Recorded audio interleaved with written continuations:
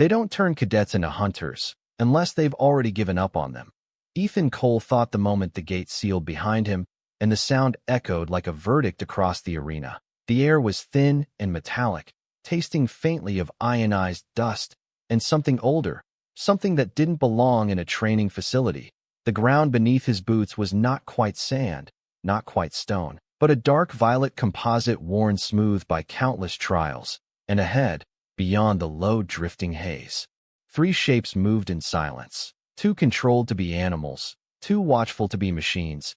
Ethan didn't reach for his weapon, not yet, his pulse steady, measured, like the training drills back on Earth.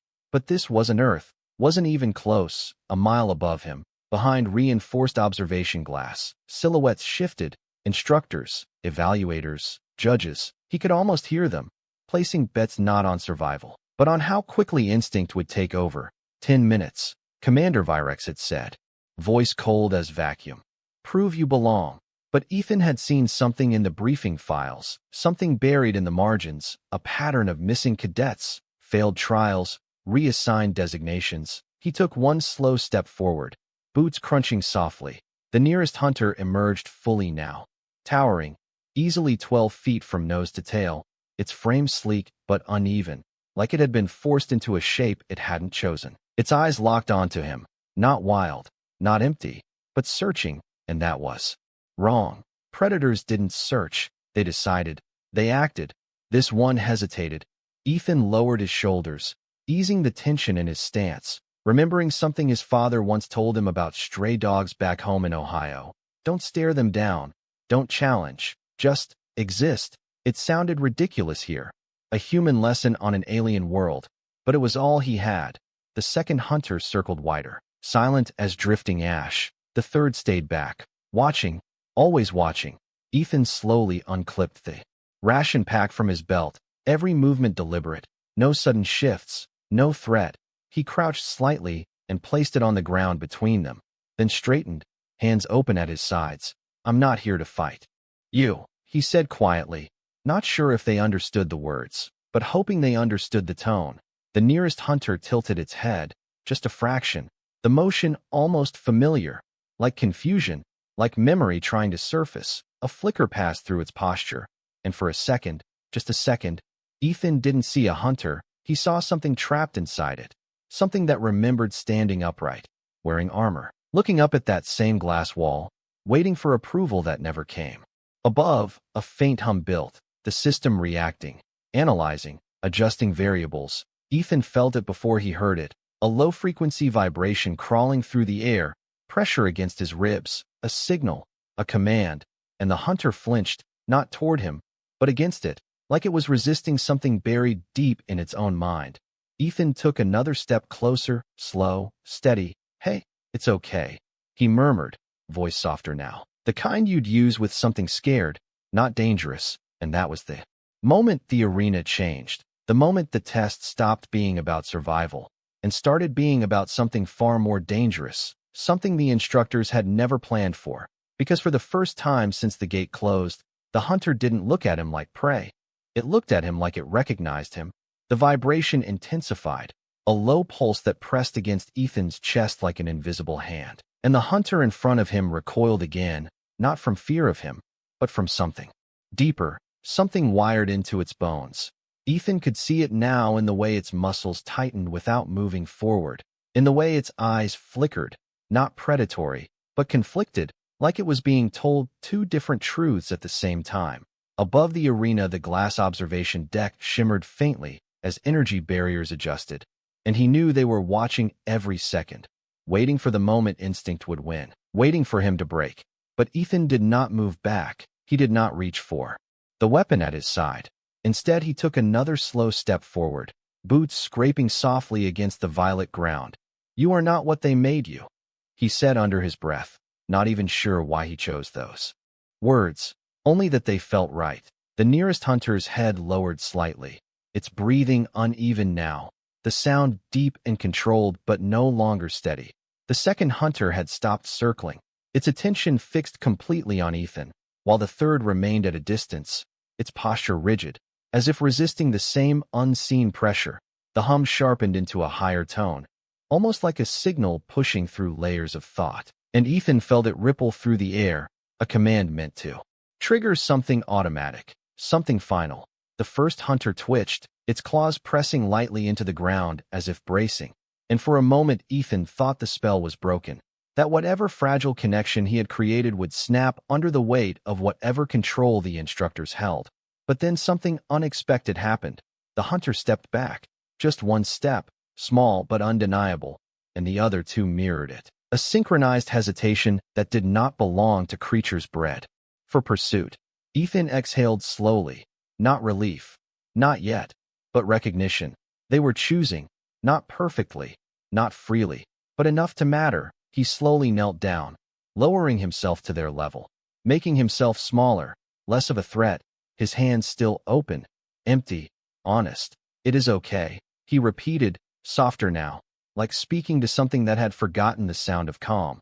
The nearest hunter leaned forward, its gaze locked on his face, searching, measuring, and for a brief second Ethan saw it clearly, not a beast, not a weapon, but something trapped between orders and memory. Above them the hum shifted again, sharper this time, more insistent, and a flicker of light pulsed across the arena floor in a grid pattern. The system escalating, adjusting variables, forcing outcomes.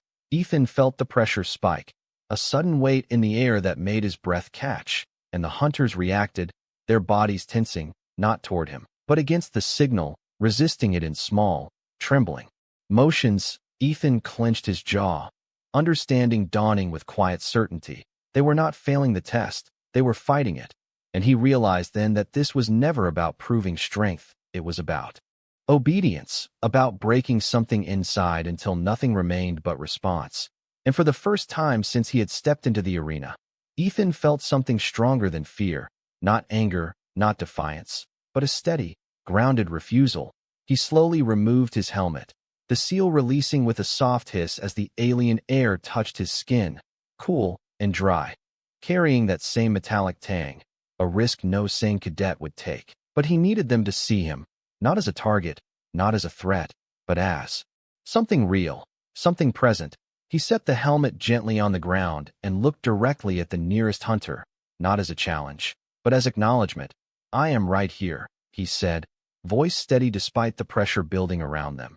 And this time, when the hunter moved closer, it did not hesitate, not because it was following the command, but because it was choosing to ignore it. And somewhere above the arena, something changed. Because the system had not been designed for this, the air shifted again, not just pressure this time, but intention, as if the arena itself was trying to correct a mistake it did not understand.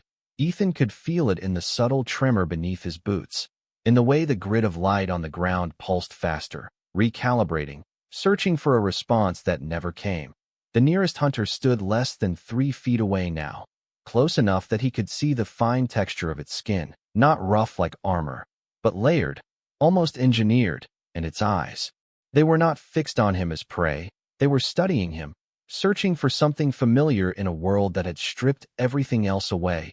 Ethan did not move, not even when the second hunter stepped in closer from his right, forming a loose triangle around him, not trapping him, but surrounding him with something that felt strangely like awareness. Above, the observation deck flickered as silhouettes shifted rapidly, their calm precision breaking into something sharper, more urgent.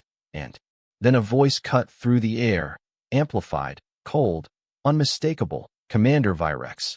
Cadet Cole, you are deviating from protocol." The words echoed across the arena, flat and controlled, but beneath them was something else, something uncertain. Ethan did not look up, did not acknowledge the command. His focus remained on the hunter in front of him. "They are not targets," he said quietly, more to himself than to the voice above. The response came immediately, sharper this time. "They are assets, designed for evaluation. You will proceed as instructed."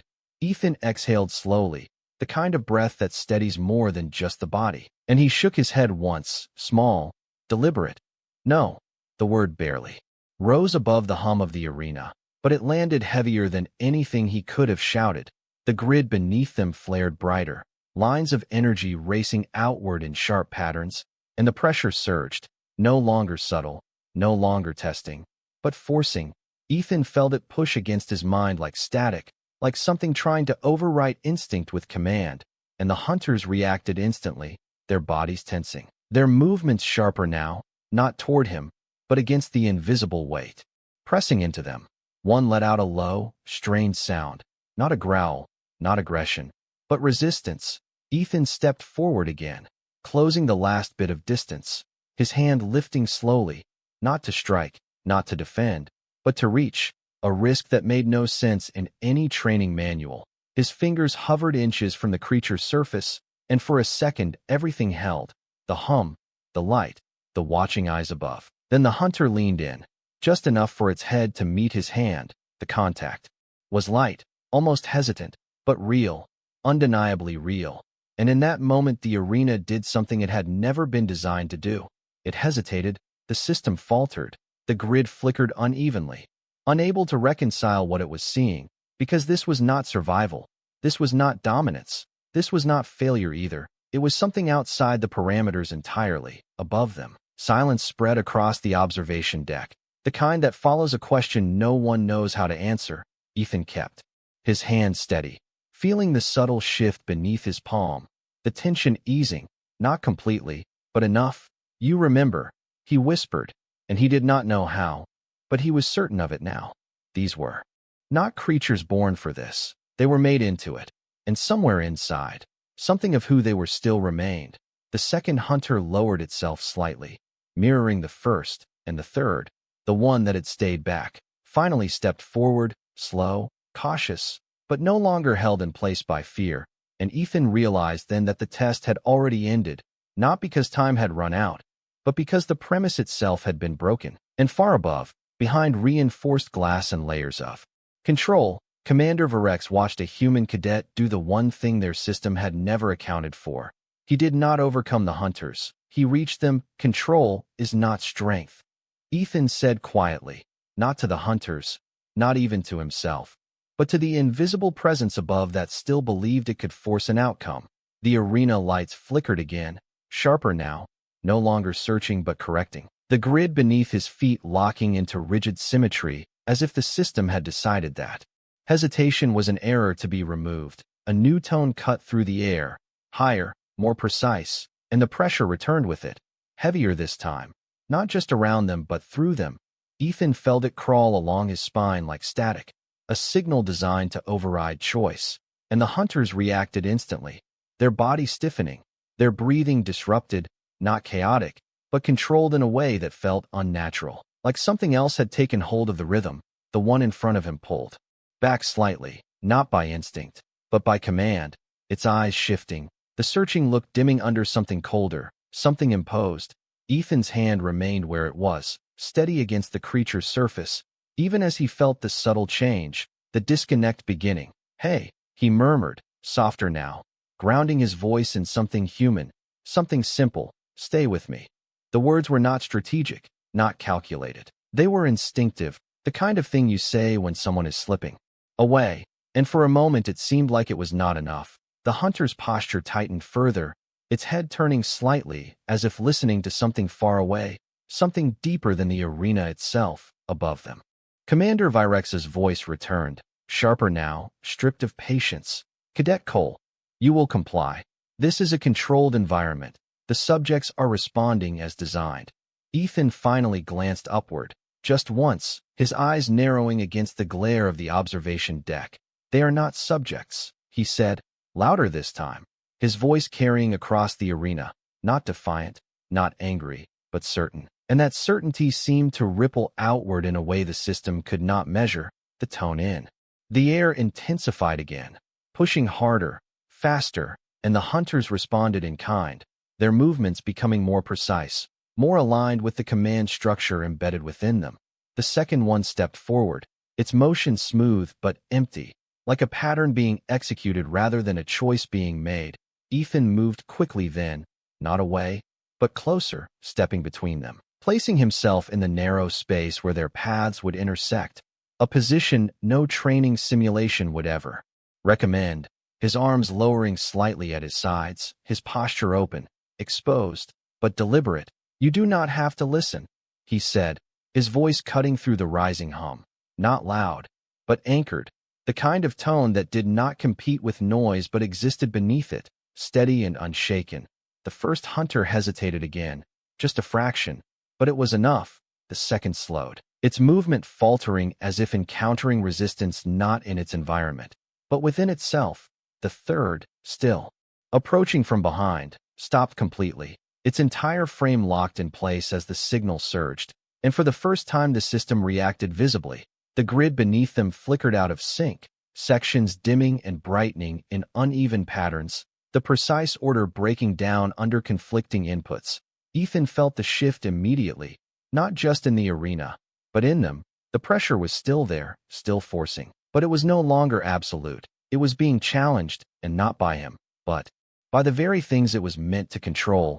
He stepped closer to the first hunter again, his hand lifting, slower this time, giving it space, giving it time, and after a long second, it leaned forward once more, not fully free, not fully aware, but enough to choose contact again.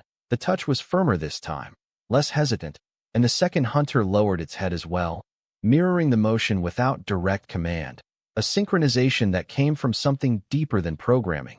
Above, the observation deck went still, no movement, no voices, just silence pressed against reinforced glass, watching something unravel that had always been assumed unbreakable. Ethan exhaled slowly, his breath steady despite the tension still hanging in the air. "You are not broken," he said, the words quiet but unwavering. And this time, the system did not know how to answer. The pressure did not disappear. It adapted, tightening in smaller, sharper waves that felt less like a command and more like a negotiation the system was losing. Ethan could feel it shifting around them, probing for weakness, searching for the point where instinct would finally collapse into obedience. But that point never came. The hunters stood closer now, not circling, not positioning, but remaining, their massive frames steady, their breathing slower, more natural, as if the signal pressing into them had to fight harder just to be noticed.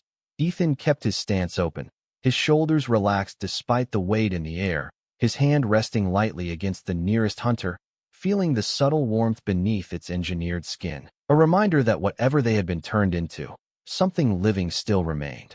Underneath, above the arena, the lights dimmed for a fraction of a second, a barely perceptible flicker, but enough for Ethan to notice, enough to tell him that the system was not as stable as it wanted to appear. "You feel that too, don't you?" he said quietly, not expecting an answer in words, but watching the small shift in the hunter's posture, the way its head tilted again, not in confusion this time, but in recognition, as if the pressure in the air was no longer an invisible force, but something shared between them, something they were enduring together. The second hunter lowered itself further, its body no longer rigid, its movements no longer dictated by precision, and the third moved closer, until all three formed a loose barrier around Ethan, not trapping him, but standing with him, a formation that did not belong to any training pattern. The hum in the arena rose again, sharper, layered with a faint distortion that hinted at strain, and then the grid beneath them pulsed in a new sequence, faster, more aggressive, as if the system had escalated beyond testing into enforcement. Ethan felt it hit harder this time, a wave of pressure that made his breath catch for half a second, his vision tightening at the edges. But he did not step back, did not close himself off. Instead, he leaned into it, grounding himself in the only thing that felt real, the steady presence of the three beings beside him. "It is just noise," he said under his breath, more for them than for himself. "You can ignore it." The nearest hunter shifted again, its breathing uneven for a moment, then steadier, as if following the rhythm of his voice instead of the signal, and the second mirrored it, their movements aligning not with the pulse of the arena, but with something quieter, something human. Above them, a sharp tone cut through the hum, not part of the original system, but layered on top of it, an override, and Commander Virex's voice followed, no longer calm, no longer controlled. "Increase compliance field to maximum threshold." The command echoed with a finality that carried through every surface of the arena, and Ethan felt the difference immediately. The pressure surged to a level that was no longer subtle, no longer ignorable. It pressed down from all directions, heavy, insistent, designed to break resistance not through force, but through inevitability. The hunters reacted sharply, their bodies tightening again, their movements pulled towards something automatic, something they had been trained to obey without question.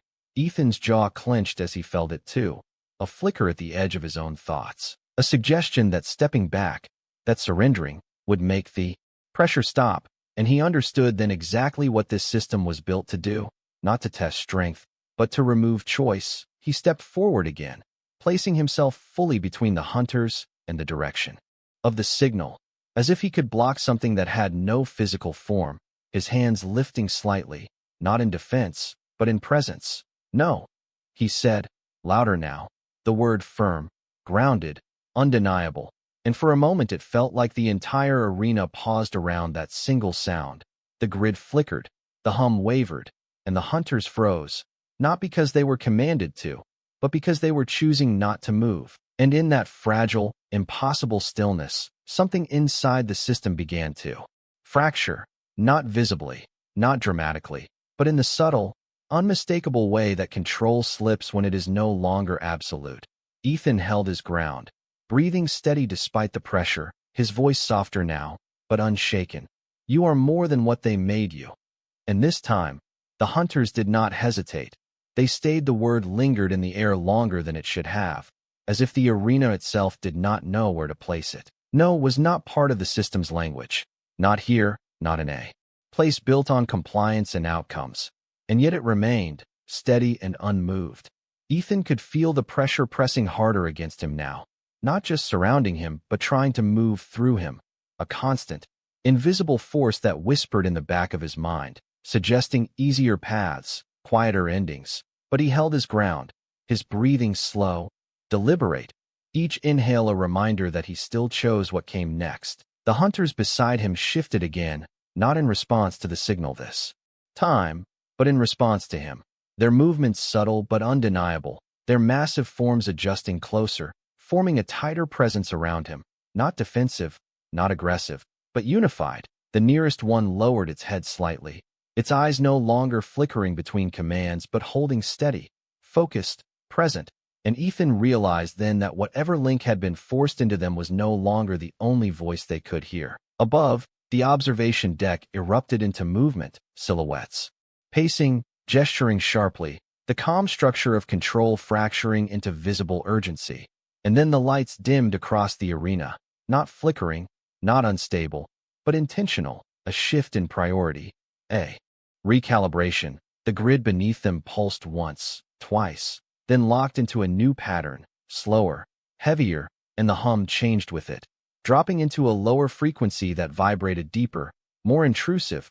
Ethan felt it immediately, not as pressure this time, but as weight, something that settled into his muscles, into his thoughts, making every movement feel slightly delayed, slightly distant, as if the system had decided to stop pushing and instead begin suppressing. The hunters reacted, sharply, their bodies stiffening again, their breathing disrupted. But this time the resistance was clearer, more defined. They were not simply enduring it. They were pushing back, their frames trembling slightly under the strain, but not collapsing, not yielding. Ethan stepped forward, closing the space between himself and the center of their formation, his hands lowering again, grounding himself in the moment. "Stay with me," he said, his voice calm but firm, cutting through the low vibration. And one of them responded, not with movement, but with stillness, a deliberate refusal to follow the pull. The second followed, its posture locking in place despite the visible strain. And the third, the one that had hesitated the longest, finally stepped fully into alignment with the others, forming a unified front that the system had never anticipated. Above them, Commander Virex's voice returned. But it was different now, less controlled, edged with something unfamiliar. "Cadet Cole, this is your final directive. Disengage and allow the process to complete." The words echoed, authoritative, final, but they no longer carried certainty. Ethan looked up again, just briefly, his expression steady, unshaken. "No," he said again, and this time it was not just a refusal, it was a boundary, a line that would not move no matter how much pressure was applied. The hum surged in response, the grid flaring brighter as if the arena itself rejected the answer. but something else happened beneath it, something quieter, more important. The hunters did not react to the escalation. They did not shift, did not break formation. They remained, their presence steady beside him. And in that moment the balance changed, not in force, not in power, but in meaning, because the system was no longer the only thing defining what was happening here. Ethan exhaled slowly, the tension in his chest easing just enough for him to speak again, softer now, but with absolute clarity. "You do not belong to this." And the nearest hunter lifted its head slightly, its gaze meeting his in a way that was no longer searching, no longer uncertain, but aware, and far above, behind reinforced glass and failing certainty. Commander Virex realized that the test had not been passed. It had been undone. The arena did not reset. It resisted. The low-frequency hum deepened into something almost suffocating, like gravity itself had been turned up beyond design, pressing into every joint, every breath. And for a moment Ethan felt his knees threaten to give, not from fear, not from exhaustion, but from the sheer insistence of a system that had never been denied before. The grid beneath them locked into a rigid lattice, each line glowing with controlled intensity as if trying to pin reality back into place. Above, the silhouettes had stopped moving entirely, frozen in a kind of silent calculation, watching something unfold that no protocol covered. Ethan steadied himself, drawing a slow breath through the weight, his chest rising against resistance that felt almost physical, and beside him the hunters reacted in unison, not violently, not chaotically, but with visible strain, their frames tightening, then pushing back, subtle tremors running through their limbs as if they were rejecting the rhythm being forced into them. The nearest one lowered itself slightly, not in submission, but in grounding, anchoring itself to something deeper than the signal. Ethan saw it clearly now. This was not instinct. This was choice fighting to exist. "You are still here," he said quietly, his voice steady despite the pressure wrapping around every word. And something shifted again, not in the system, but in them. The second hunter moved closer, closing the gap until its shoulder brushed lightly against Ethan's arm. The contact was deliberate, not accidental, and the third followed, forming a solid line beside him, not behind, not in front, but with him, and that changed everything. The formation was no longer random. It was intentional, a stance that did not belong to programming. Above them Commander Virex's voice cut through once more, but now it carried something unmistakable: urgency. "Override all safeties. Initiate full compliance cascade."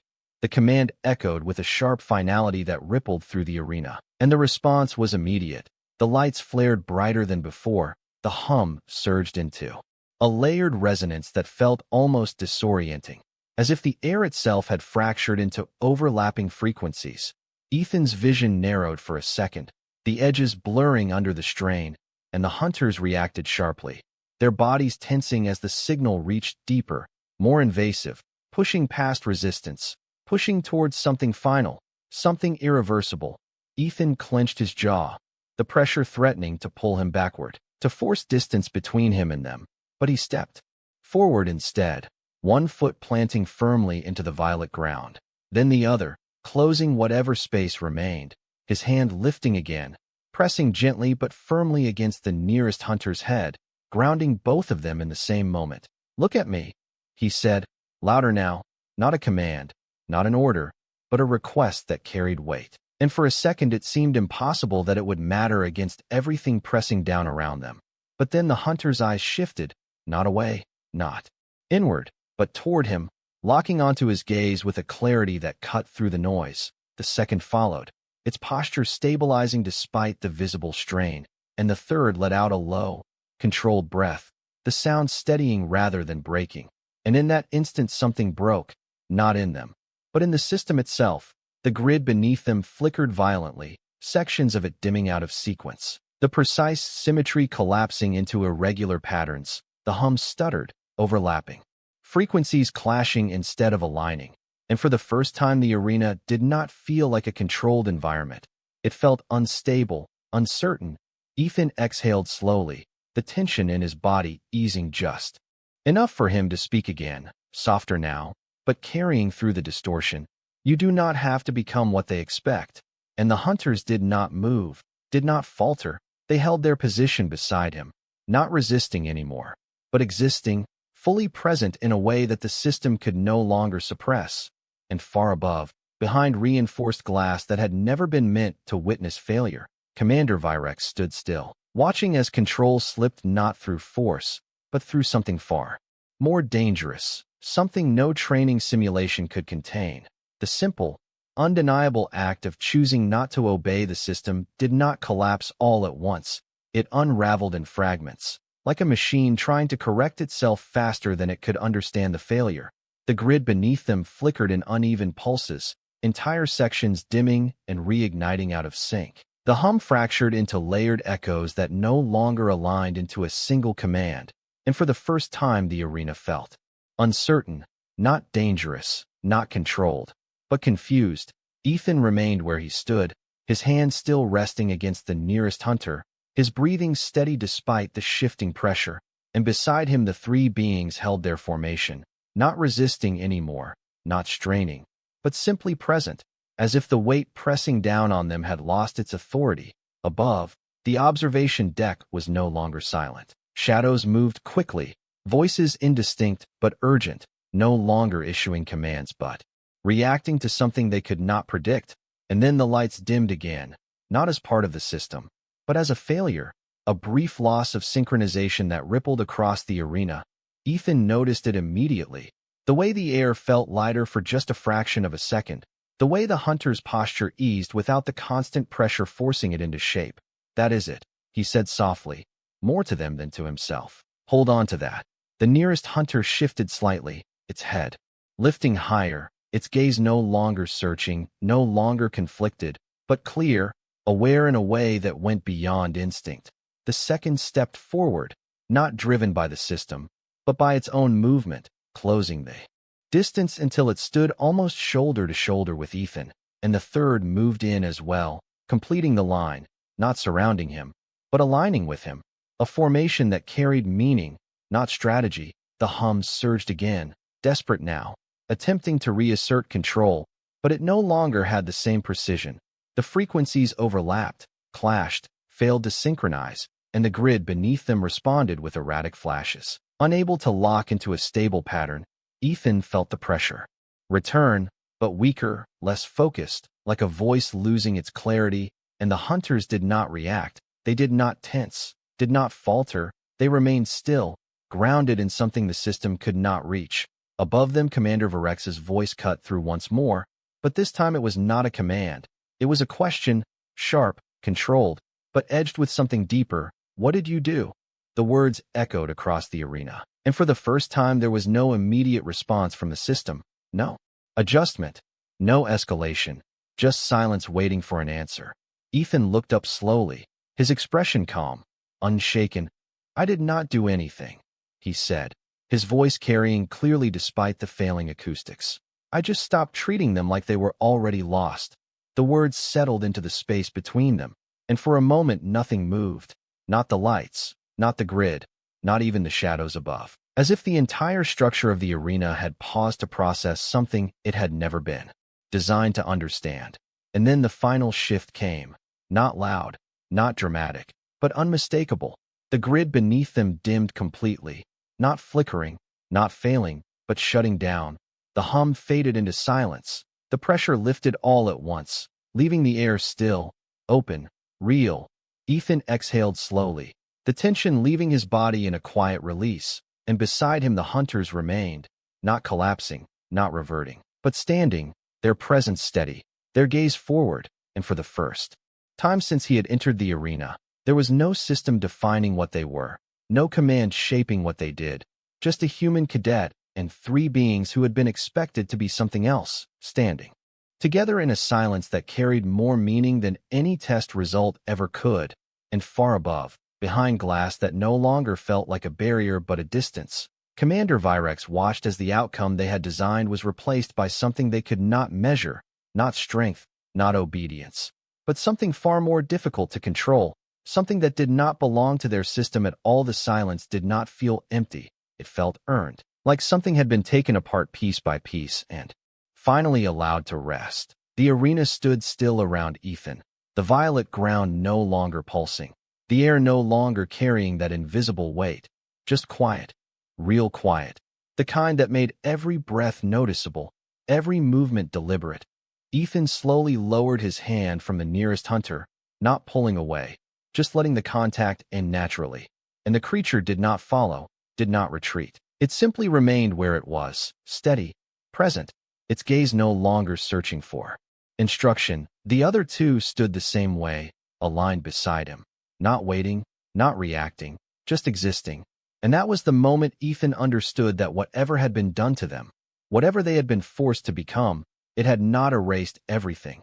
Above, the observation deck lights shifted, brighter now, not aggressive, not corrective, but observational. And the barrier that separated them from the arena became visible again, no longer hidden behind layers of control. Commander Varex stepped forward into view, no longer just a voice, no longer an unseen authority, but a figure standing behind glass, looking down at something they could not command, their posture rigid, but not from confidence, from recalculation.